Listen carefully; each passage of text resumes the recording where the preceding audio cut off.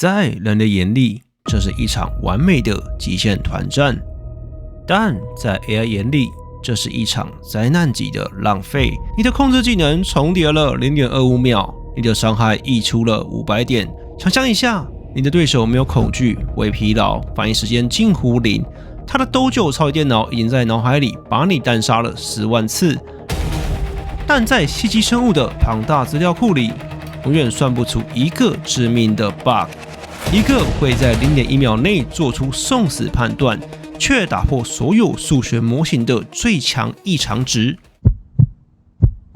李相赫 Faker。Hello， 我是大叔，今天我們不聊那些過時的改版資訊，我們來推演人類競技的結局。我們將拆解 OpenAI 的進化史，分析 Faker 的大腦運作機制，並用真實的數據來推演馬斯克 AI 與 T1 的終局之戰。這不只是一部吃瓜影片，這是一份寫給人類未來競技的生存指南。接下來，我們馬上觀賞馬斯克 AI vs T1 Faker 襲擊生物與碳基生物的最終戰爭。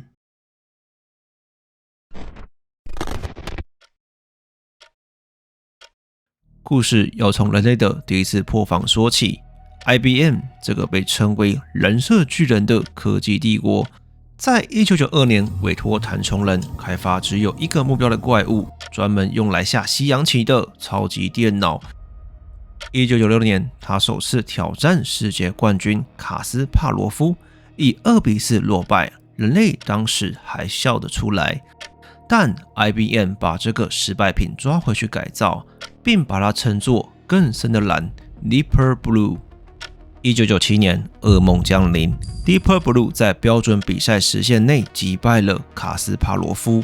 當時人類雖然輸了，但我們很擅長精神勝利法。我們安慰自己說，沒什麼，西洋棋只是純粹的數學計算，它只是個很會算數的計算機，並不代表它懂思考。我們把直覺、創造力、大局觀，甚至第六感這些詞，一直當作是人類在萬物中最強的存在。我們以為只要遊戲夠複雜，襲擊生物就永遠學不會我們的靈魂。但我們錯了，大錯特錯。這場敗仗為人類寫下了一個無法回頭的結局。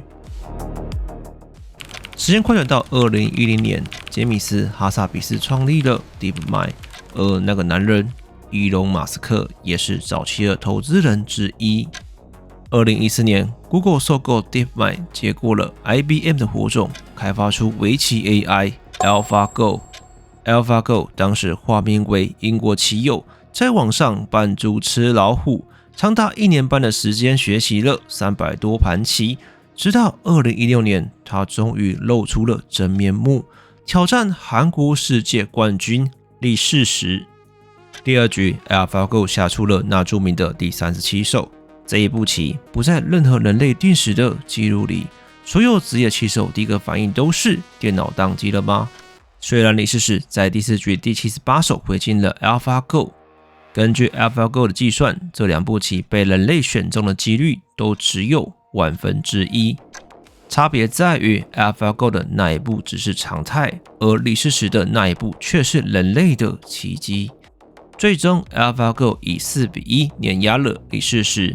那一天 AI 跨越了計算的邊界，他學會了想象。李世石輸掉的不只是比賽，他輸掉的是人類對直覺的定義。如果說圍棋是單挑鬥智，那 MOBA 遊戲就是團隊營運。我們曾經嘲笑 AI， 你微操再強有什麼用？你不懂團隊配合，不懂犧牲，不懂什麼叫賣隊友。AI 並沒有給人類太多喘息時間。OpenAI 沒錯，就是做 ChatGPT 那家公司開發了 OpenAI 5。這群瘋子工程師根本沒有教 AI 怎麼玩 Dota， 怎麼營運，他們只把5個神經網絡丟進虛擬世界，讓他們每天自我對決180年。當他們從精神時光屋走出來後，人類引以為傲的戰術在他們眼裡全是漏洞。他們計算出的買活幾率精確到小數點後3位，他們發動團戰的時機，冷血到讓人發毛。最可怕的不是他們操作有多快，而是他們像是一個大腦控制着5個身體。這不是團隊合作，這是蜂群思維。2019年世界冠軍 OG 戰隊被2比0橫掃，人類在 MOBA 領域第一次嘗受到了被降維打擊的滋味。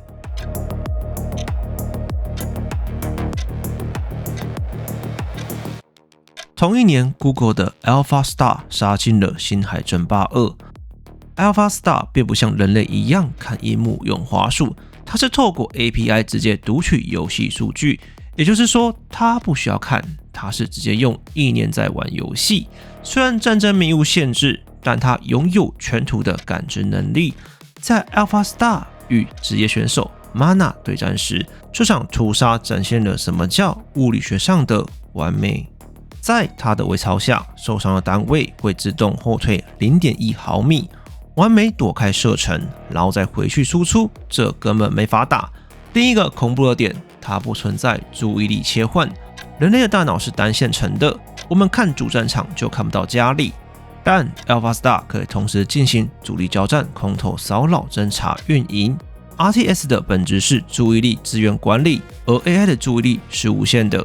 最終5比0，暴雪怕了，官方不得不人為限制 AI， 強制設定100毫秒的延遲，模擬人類的神經反應時間，因為這對人類來說太不公平了。這是歷史第一次，我們只能承認，如果不把 AI 的手腳綁起來，人類連上擂台的資格都沒有。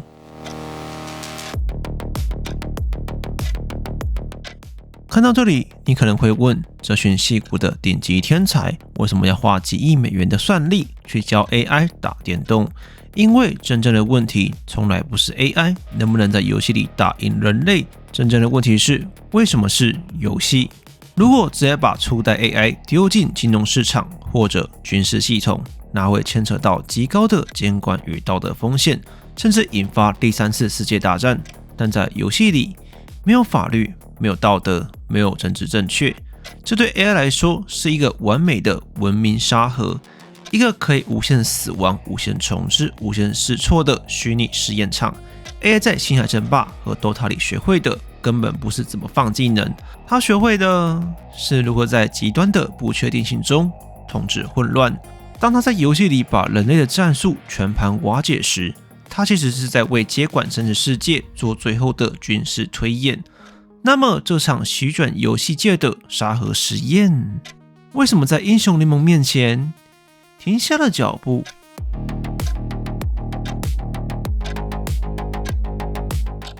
西洋棋、圍棋、Dota 2、星海爭霸，所有的希望都一一破滅了。為什麼英雄聯盟是唯一幸存者？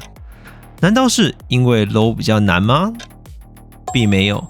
Dota 2的機制比英雄聯盟還要複雜，難道是因為英雄聯盟的選手比較強嗎？雖然我很想說是，但這不科學啊！真相永遠只有一個：混沌。英雄聯盟頻繁的版本更新，海量英雄與套路，無法預知的極限操作，以及能稱作神又是魔王的男人。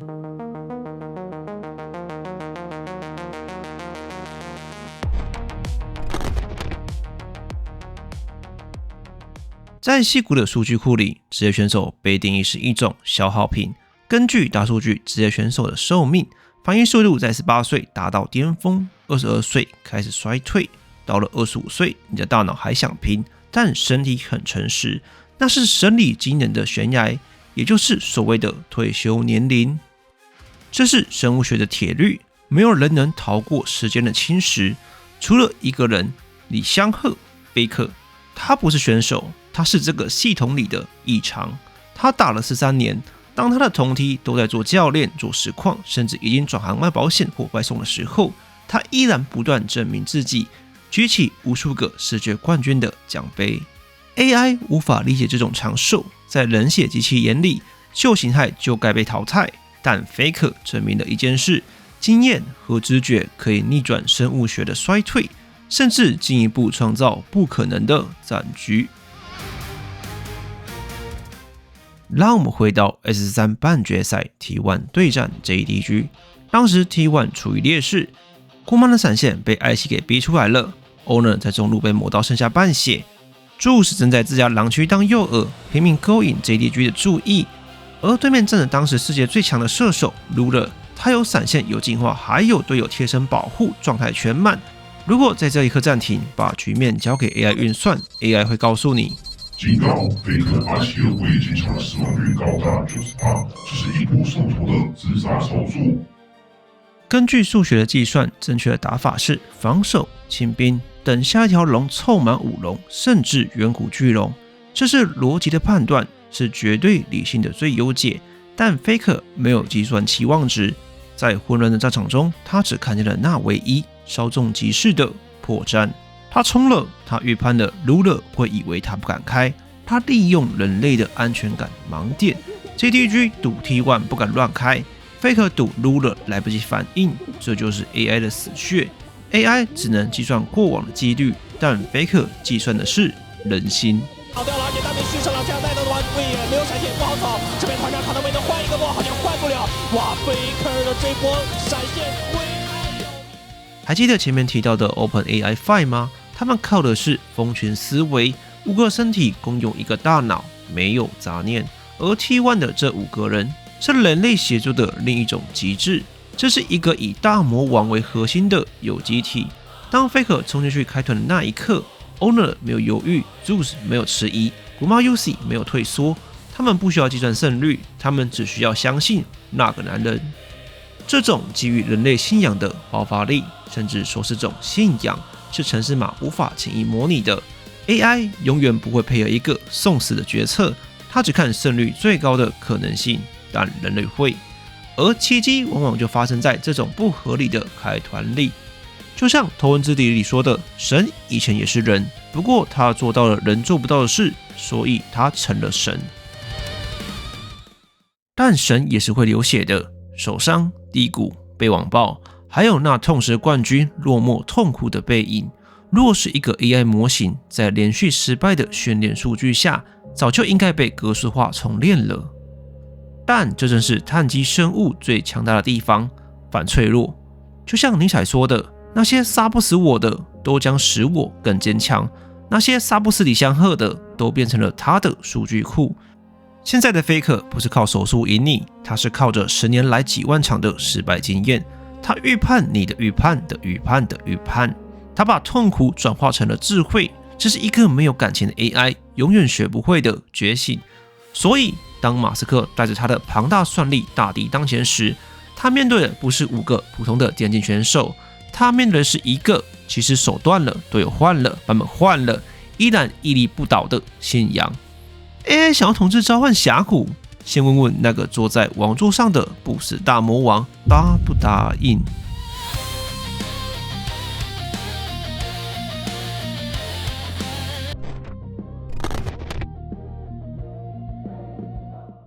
在戰爭中，有一種絕望叫飽和式攻擊。當對方的火力是你的10億倍時，任何技巧都是多餘的。就像別人穿着6神裝出門，而你只拿了一把多蘭劍，1秒鐘就把你 ban 不見。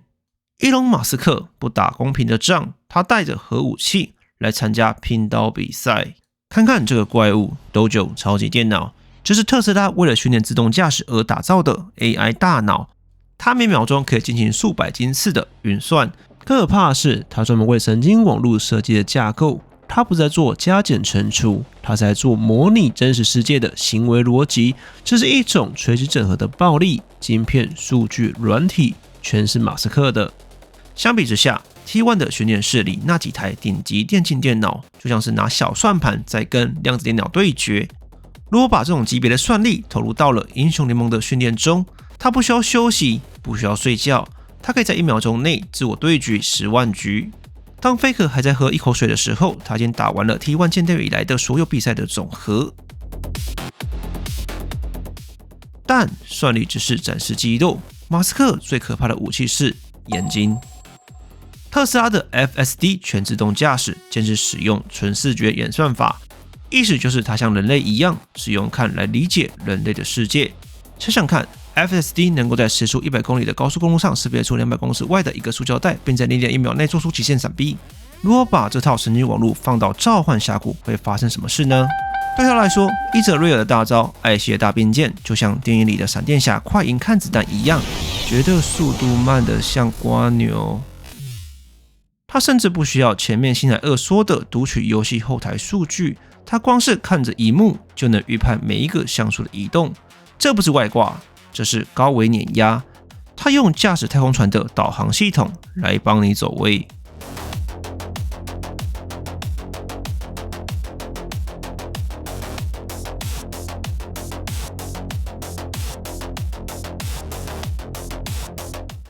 除了眼睛，還有大腦。馬斯克的 xAI 開發了 Grok， 這是個以尋求真相和犀利幽默為核心的大語言模型。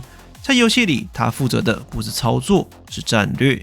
Grok 擁有 X 的即時數據庫，他知道現在最流行的 Meta， 他甚至知道你昨天晚上發推特說自己失戀了。想象一下，當你在對線時 ，AI 不僅預判了你的走位，它還在公共頻道打字問你，偵測到你的心率正在上升，是因為怕輸，還是因為昨晚被女友甩了？它會分析你的心理弱點，用垃圾話精神打擊你的判斷。這才是馬斯克風格的 AI， 他不只要贏你，他還要搞你的心態。如果以上這些都還不夠讓你絕望，馬斯克還有最後一張底牌，一張徹底終結傳統電競概念的底牌。Neuralink 腦機接口，我們一直在討論手速，但人類手指其實是極度低效的輸入設備。大腦發出訊號，經過神經傳導，肌肉收縮，手指按下鍵盤，這中間有幾十毫秒不可避免的物理延遲。Neuralink 解決了這個問題，切斷中間傳導的過程，讓大腦直接連上電腦。還記得2020年那只用意識打電腦的猴子嗎？它操作的是零延遲。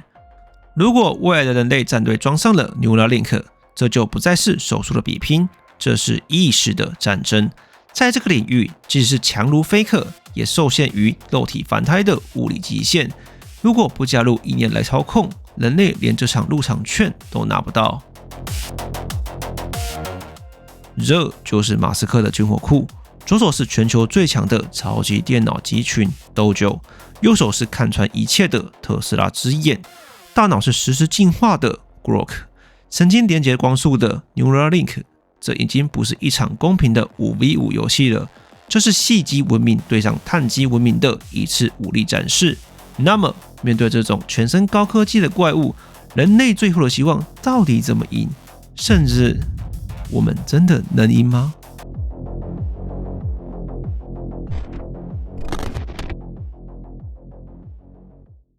如果把召喚峽谷看作是一個數學模型，那人類就是這個模型裡最多餘的錯誤變量。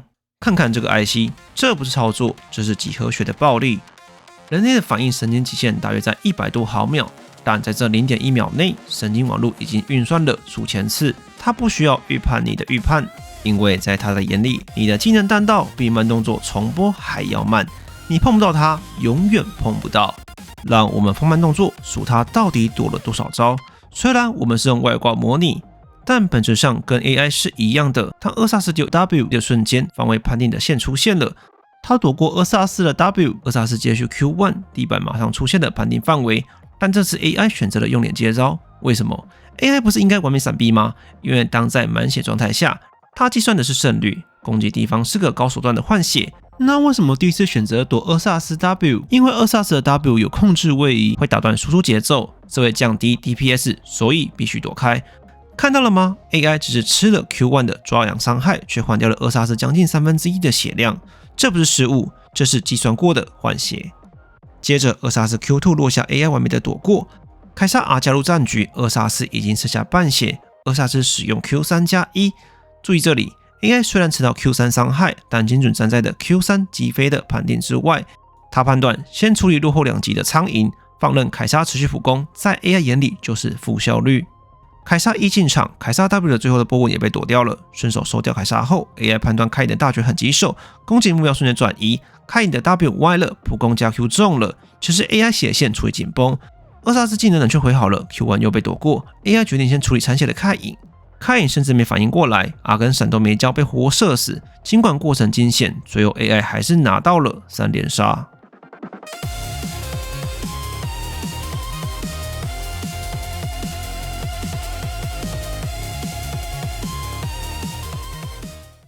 我們來深度講講為什麼迷霧是一個謊言。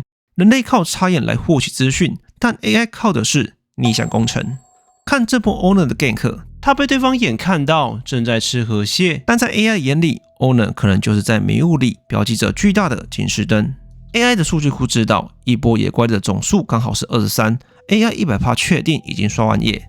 通過簡單的推算，根據英雄刷野的速度，夜曲一波刷完落在2分鐘，或是更精確的數字。而藍 buff 的刷新時間是5分鐘，所以下次藍 buff 重生時間就是在3分鐘後。這不是猜測，這是數學。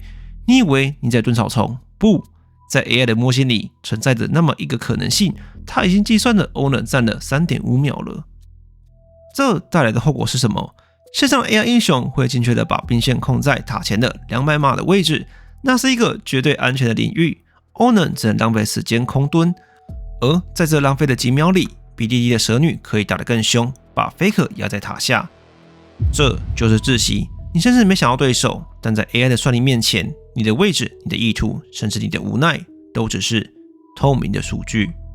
雖然每個版本的野怪蠍子計算邏輯都在變，未來哪天拳頭腦袋撞到，石頭變成要1分為3、1分為5，但對於 AI 來說，數據的編碼方式並不重要，重要是這背後的經濟曲線與節奏控制。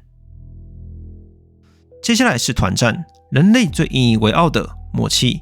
看這個畫面，很完美的 combo 對吧？戴安娜 R 加石頭 R， 但在 AI 眼裡，這是一場災難級的浪費。戴安娜 R 的擊飛是 0.25 到 0.4 秒，如果敵人離你很近，被拉過來飛行距離越短。但石頭人在戴安娜 0.4 秒之後才接了大招，而且沒有計算衝刺時間，這意味着敵人有 0.25 秒的控制時間被漏掉了。這 0.25 秒足夠對面的梅爾閃現逃跑。如果今天是5個 OpenAI， 他不會急着接招，他會等到擊飛判定的最後 0.01 秒，再接上第二個暈眩。他們會把3個控制技能拆解成一條長達5秒控制的無縫監獄。還有激活，人類團戰會出現傷害溢出，5個人把大招全丟給一個必死的目標。雖然人類也會用語言溝通，但 AI 會計算血量。當輔助剩下500血 ，AI 1號和2號會轉頭去打輸出位，只留 AI 3號做最後一擊。沒有情緒，沒有搶人頭的慾望，沒有控制重疊。這就是為什麼人類團戰依賴運氣，而 AI 團戰是處決。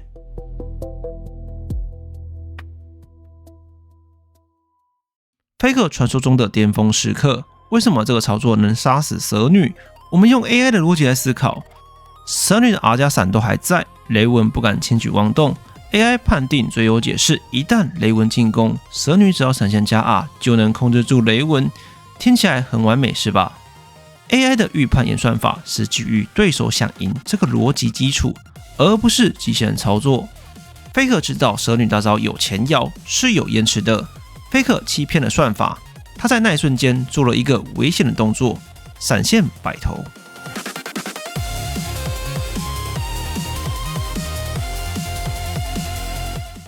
這導致蛇女的 R 預判落空。這就是我看到這場戰爭的唯一希望。AI 學習的既是一場比賽，他學會了所有的最優解，但他沒學過瘋狂，他沒學過置之死地而後生。Faker 的這個回頭在數學上是錯誤的。但在藝術上，它是完美的。我們人類要贏，我們不能比 AI 更聰明，我們必須比 AI 更瘋狂。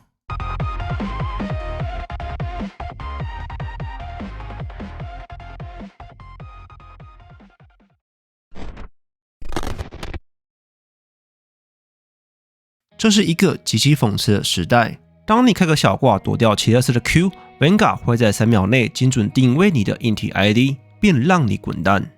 但當馬斯克帶着數以萬計的 GPU 站在門口挑戰 Faker 時，拳頭會親自幫他鋪好紅地毯。原因很簡單，玩家開掛是在毀掉遊戲的平衡，而 AI 挑戰是在定義人類的餘生。經過前面的衝擊後，讓我們冷靜思考一下，我們不考慮奇蹟，只考慮幾率。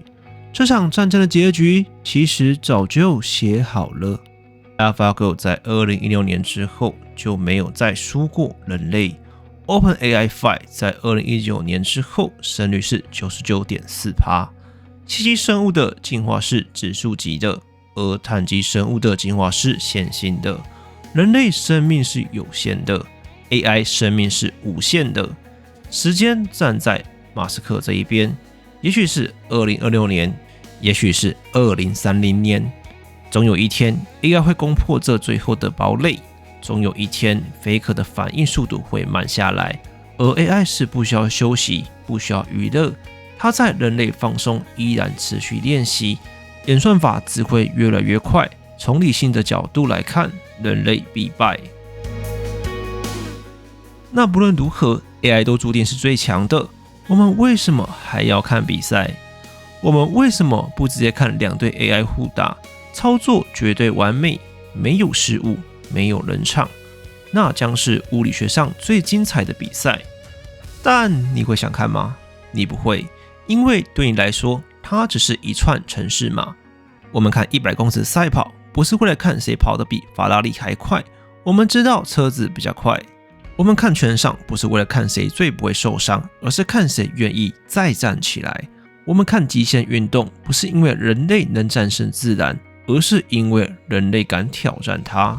我們真正凝視的是人類如何背負這具沉重而有限的身體，在每一步之間與重力、時間與自身的極限對峙。同樣，我們看電競也不是為了追求所謂的完美，完美沒有意義，因為完美只屬於計算，而不屬於存在。就像尼采說的，沒有深層的痛苦，就沒有美麗的表面。我們想看到的是，明知道會輸，卻在猶豫與混亂之中，義無反顧選擇前進的那一瞬間。因為在那一刻，我們明白，只有做出選擇，做出常理之外的判斷，而正是這種直覺構成了意志。我們不是來觀看比賽，我們是在見證一個超越極限的信仰。我們觀看電競的本質，其實是在觀看有限理性的極限。AI 是完美的，但完美是藝術的死敵。李相赫之所以神，不是因為他像機器一樣精準，而是因為他像人類一樣脆弱，卻又像神一樣堅強。馬斯克的 AI 可以算出千萬種贏下團戰的方法，但他算不出奪冠那一刻彩帶落下時，選手裡的那份感動。他算不出粉絲在熒幕前心跳加速到180的激動。這些情緒在數據模型裡是無效的雜訊，但在我們眼裡，這才是電競的全部。或許未來像馬斯克說的，我們打不過 AI， 所以我們必須加入 AI。Neuralink 會讓我們的大腦進化，我們可能會變成半人半機械的新物種。那時候的電競可能真的會變成意念的戰爭。Faker 可能是最後一代純粹靠着肉體反台封神的傳奇。他是舊時代的最後的幸存者，也是新時代的守門員。馬斯克以為只要把神經連接插進大腦，就能用算力終結神的時代，但他忘了，在絕對的靈魂直覺面前，這一次的模擬運算也只是在原地打轉。當那條用了10年的滑鼠線勒住他的脖子時，他才發現，他想統治的不只是遊戲，而是他永遠無法解構的人類意志。這場戰爭還沒開始，但也許已經結束了。我們不知道馬斯克的 XAI 什麼時候會襲擊召喚峽谷，但我知道，只要那個男人還坐在那裡，只要還有人類願意為了那0.01秒的奇蹟去賭上一切，這場遊戲就永遠值得我們玩下去。